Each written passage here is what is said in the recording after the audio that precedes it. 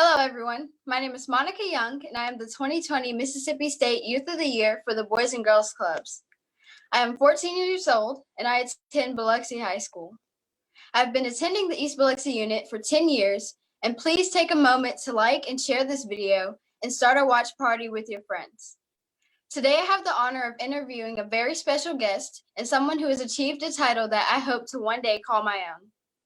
Boys and Girls Clubs of America's National Youth of the Year, Dr. Jarvis McInnis, was a member of the Forest Heights unit of Boys and Girls Clubs of the Gulf Coast. And he went on to achieve a Bachelors of Arts from Tugaloo College in Jackson, Mississippi, a Ph.D. in English and Comparative Literature from Columbia University, and currently serves as an assistant professor of African American and African Diaspora Literature and Culture at Duke University. Welcome, Dr. McInnis, and please thank you for joining us. Thank you so much, Monica, for that welcome and introduction. I'm so happy to be here with you, and congratulations to you on your win at the state level. I'm so excited for you. Thank you. You're welcome. From Turnkey to Duke University, how did the Boys and Girls Clubs help prepare you on this journey? Wow. So I'll try to keep the answer short because there's so much that I could say. The Boys and Girls Club prepared me in many ways. First, I'll begin by saying character building. I learned teamwork. I learned good sportsmanship. I learned perseverance. I learned humility. I learned the importance of giving back to my community. I learned invaluable leadership skills, the importance of having a good sense of humor and not to take myself too seriously all the time. I've benefited from having a community support system that extended beyond my family, but that reinforced my family's values when I entered the club every day, right? So it was so important to see those values enacted outside of my household, right? And I would say that as National Youth of the Year, I gained a greater sense of self-confidence. I grew up with a stutter, but through the support that I received at my local club, the Forest Heights unit, and the thousands of Boys and Girls Club professionals who listened to my story as I traveled around the country as an ambassador for the organization, I became less and less ashamed of my speech impediment and really began to embrace it as a unique part of who I am.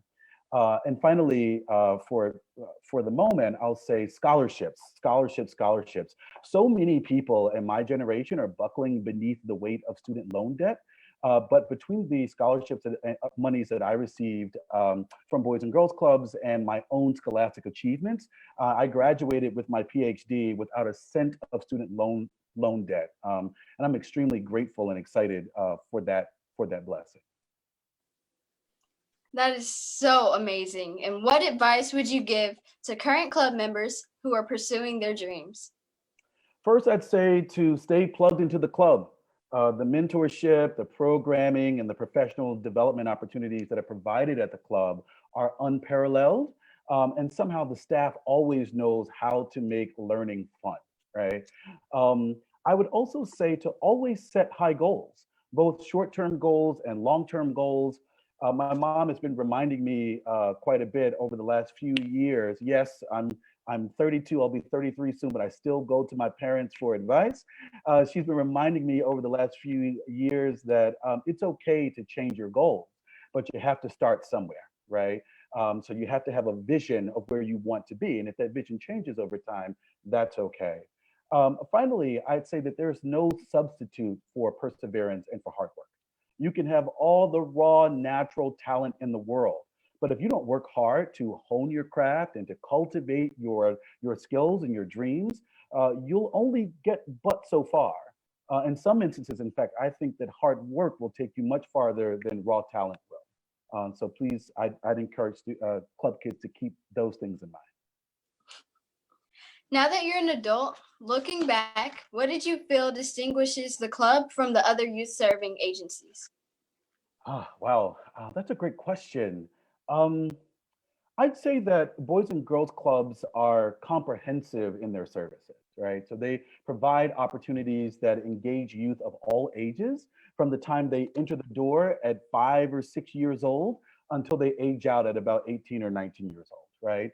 There's homework help, There's the arts, music, dance, photography. There's sports, basketball, kickball, football, soccer. And I think what I love most about the organization is that mentorship is built into its very fabric, right? Not only staff mentoring club kids, but older club kids have an opportunity to mentor younger ones as well. And I think it's really what makes the Boys and Girls Club unique and sets it apart from other organizations. Thank you so much for your insightful messages. Sure. And now we're going to play a quick game called Rapid Fire. All right, I'm going to give you two options or a quick question, and you give me the first answer that comes to your mind. Ready? Right. Let's do it. All right. Do you like Coke or sweet tea? Coke. Do you prefer iPhone or Android? iPhone, hands down. And what's your favorite dessert? Ooh, that's a hard one. Peach cobbler. Peach cobbler. Oh my gosh, my grandma makes the best peach cobbler. I need to get to know your grandma. Do you like grits or oatmeal? I'm a Southerner. Grits. With a little butter and salt and pepper and all of it. Yes, absolutely. You know. And do you sing in the shower? I do sing in the shower, yes. What song? Oh, wow. I sing so many things in the shower. Lately, I've been singing this song. It's a rendition of "Let There Be Peace on Earth" by this arranger and director by the name of Ricky Dillard, I believe his name is, and it's just incredible. If you have a chance to hear it, it's so moving, and I think really fitting for these trying times that we're in right now. Definitely. Yeah. And do you ever use emojis when you text? I definitely use emojis. Absolutely, maybe too much. What's your favorite? The eye roll, of course. Well, now you got to show us. Oh, I have to show you. Yep. Okay, all right. Maybe I should take my glasses off. Let's see if I can do this. How's that? I don't know. I don't know if you can see it. My move for school. That's right. That was great, Jarvis. Dr. McInnis. Yes. Monica, Jarvis, this is Kiva. Hi. Can you catch us up on what's going on with you now? Kind of take us from your journey of leaving the coast and where you are now. Sure, absolutely. I'd be happy to. So I left the coast and I went to college at Tugaloo College in Jackson, Mississippi. It's a small HBCU there, historically Black college, a cradle of the civil rights movement in the state of Mississippi. Always going to celebrate Tugaloo. And I earned my BA there in English. And I left Tugaloo in 2009 and I moved to New York to pursue a Ph.D. in English and Comparative Literature at Columbia University here. I finished my PhD in 2015, and then I moved around a bit. I was on fellowship at Princeton University for a year in New Jersey, and then I took on my first faculty position at the University of Notre Dame in South Bend, Indiana. And then from there, I moved to Duke University in 2017, and I was there for 2 years. I'm still employed at Duke, but I am back in New York for the year on a research fellowship at the Schomburg Center for Research in Black Culture. It is the leading research center on Black culture in the world. They have the largest collection here, and I'm a scholar in residence here this year. I'm working on my first book manuscript, which I have to publish in order to earn tenure at Duke and to be promoted from assistant professor to associate professor. So I'm in New York. I'm not sure if you heard an ambulance out of my window just a moment ago. It's very possible that you've heard traffic and things like that. And I'll be here through the end of summer, and then I'll head back to Durham to continue teaching my students at Duke and to continue my research agenda there. We're so proud of you. Listen, Morgan was researching you and looked at your old Youth of the Year application. And wow. I know that you heard Monica introduce herself as the current State Youth of the Year, and she has a question for you before she closes us out. But in your application, you shared that you wanted to one day be president. Catch us up on where you are with that goal or that desire. Oh, wow. Yes, I forgot that I once pursued or sought the presidency. Wow. Yes, I was quite ambitious, I suppose, as a high schooler. So I no longer, obviously, I did not pursue a career in politics. That is no longer my goal in this season of life. But I could certainly see myself becoming a president of a university. I do see a career perhaps in higher ed administration, and being the dean of a at a university, or the president of a university, a provost at a university. I would also, interestingly, I'm going to put this out into the air. I would love to be the director of the Schomburg Center for Research in Black Culture, where I'm currently a fellow. It's been a dream of mine for quite some time. In fact, it was a dream of mine to be a fellow here, and now I am. So I'll put this out into the air as well, that I'd like to be the director. Because what I love about this organization, about that organization, it's a part of the New York Public Library system. But what's so beautiful about it is that it enables, it's a community center. And in many ways, it shares the values of Boys and Girls Clubs in that way, right? And so we create programming for the Harlem, for the New York community, and we take very highfalutin discourse from scholarship in academia, and we bring it down, we make it applicable, and we put on, there are plays and there are talkbacks with some of the leading intellectuals. And so being able to work at the intersection of the community and of academia is really something that I could see myself doing in the near future, perhaps before I become the president of, I don't know, Tugaloo College, my alma mater. We'll see. Very good. Well, listen, we will join our faith and energy with yours and believe that with you and for you. I have one last thing before I give it to Monica. Sure. The Boys and Girls Clubs of the Gulf Coast has always done a very good job in preparing our young people for Youth of the Year competition.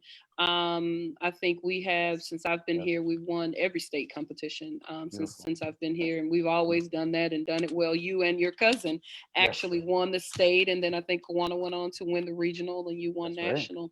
What would you have to say? We have two state winners. Jalea Snare was the 2019 Youth of the Year winner, and Monica is the current Youth of the Year winner. What would you say to them as they begin to move further, as Monica begins to move further in the competition? What advice would you give her? Is that Jarvis? Yeah, that's a great question. I think what I would say is practice, practice, practice. I worked with Miss Charlene Stinson when I was preparing for the Youth of the Year competition, and she was our program director at the time, and she would take me into her office, and we would go over those questions over and over again until I had internalized them. In many ways, that was important for me because my speech impediment was more it was more of a challenge at that time in my life. And so it was important for me to be able to, watching, so I don't know.